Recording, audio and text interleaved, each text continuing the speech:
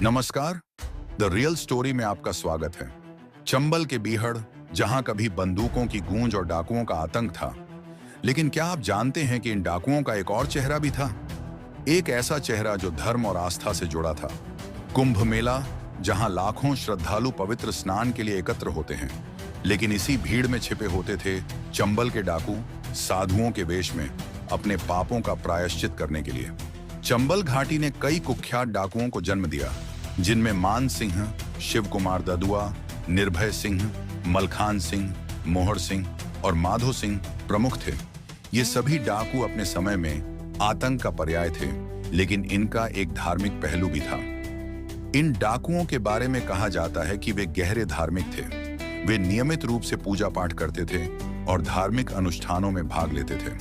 कुंभ मेला, जो हर 12 साल में प्रयागराज, उज्जैन, हरिद्वार और नासिक में आयोजित होता है, इन डाकुओं के लिए एक महत्वपूर्ण अवसर था। वे साधुओं के वेश में कुंभ मेले में शामिल होते थे, पवित्र स्नान करते थे और अपने पापों का प्रायश्चित करने का प्रयास करते थे। साधु वेश में ये डाकू पुलिस और प्रशासन की नजरों से बच जाते थे।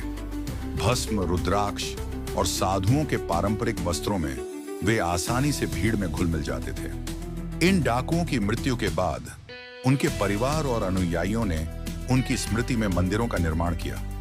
मान सिंह और शिव कुमार ददुआ के मंदिर आज भी उनकी धार्मिक आस्था के प्रतीक हैं। चंबल के बीहड़ों में कभी आतंक का पर्याय रहे जगदीश, जिन्होंने 20 साल की उम्र में बंदूक उठाई और लगभग 1 दशक तक डकैती, हत्या और लूटपाट की घटनाओं को अंजाम दिया।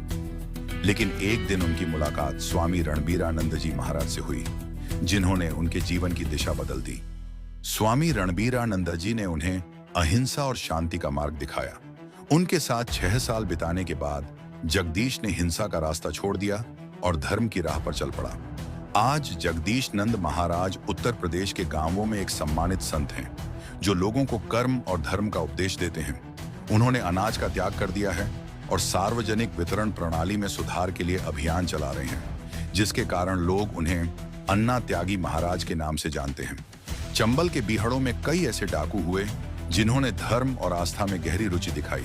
डाकू मान सिंह, निर्भय सिंह, मलखान सिंह, मोहर सिंह और माधो सिंह जैसे डाकू नियमित रूप से धार्मिक मेलों और कुंभ में शामिल होते थे। भिंड जिले के पवाई वाली माता मंदिर में मोहर सिंह, निर्भय गुर्जर, मलखान, दया, रामबाबू गड़रिया जैसे नामी डाकू दर्शन करने आते थे। वे मां भगवती को अपने आराध्य मानते थे और नियमित रूप से यहाँ पूजा करते थे। डकैत लोग यहाँ आते थे, माता के दर्शन करते थे और अपने कृत्यों के लिए प्रायश्चित करते थे। उन्हें विश्वास था कि माता उनकी रक्षा करेंगी। मान सिंह और शिव कुमार दादुआ ने एक समय में बहुत आतंक मचाया, लेकिन उनकी मृत्यु के बाद उनके अनुयायियों ने उनके नाम पर मंदिर बनवाए। स्थानीय निवासियों का कहना है कि मान सिंह गरीबों की मदद करते थे और अमीरों से लूटकर उनका धन गरीबों में बांटते थे। उनकी दयालुता के कारण उनके नाम का मंदिर बनवाया है। मान सिंह ने 1935 से 1955 के बीच 1112 डकैतियों को अंजाम दिया और 182 हत्याएं की, जिनमें 32 पुलिस अधिकारी शामिल थे।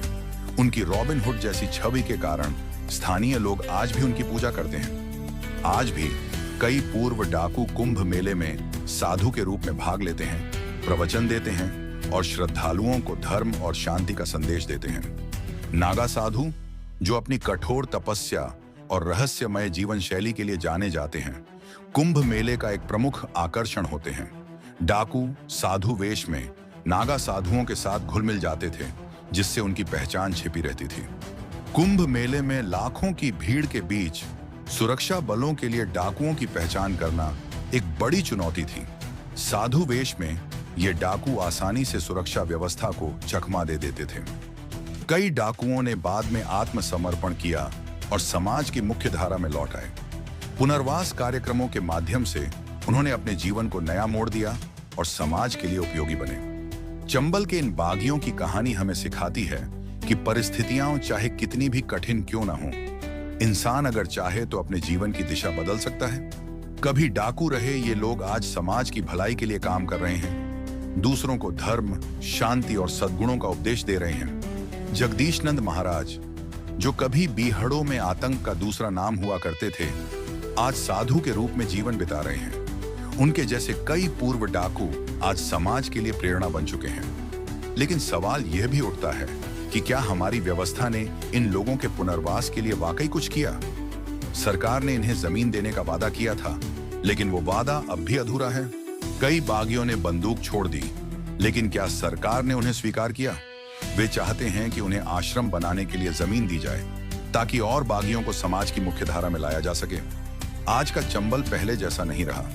यहाँ अब पर्यटक आते हैं, सरकार ने विकास योजनाएं चलाई हैं और धीरे धीरे इस जगह की छवि बदल रही है। स्थानीय लोगों का कहना है कि पहले लोग चंबल का नाम सुनकर डरते थे, अब यहाँ घूमने आते हैं। सरकार को और प्रयास करने चाहिए ताकि यह इलाका पूरी तरह से विकसित हो सके। चंबल के बीहड़ों की ये कहानी हमें सिखाती है कि बदलाव संभव है, बस इरादे मजबूत होने चाहिए। मान सिंह से लेकर जगदीश नंद महाराज तक हर किसी की कहानी यही कहती है कि चाहे अतीत कितना भी अंधकारमय क्यों ना हो, भविष्य को उज्जवल बनाया जा सकता है। आपको यह कहानी कैसी लगी? क्या आप मानते हैं कि अपराध की दुनिया से निकलकर कोई इंसान वास्तव में सुधर सकता है? अपनी राय हमें कमेंट में जरूर बताएं और द रियल स्टोरी को सब्सक्राइब करना न भूलें। धन्यवाद। फिर मिलेंगे एक और रोचक और सच्ची कहानी के साथ, सिर्फ द रियल स्टोरी पर।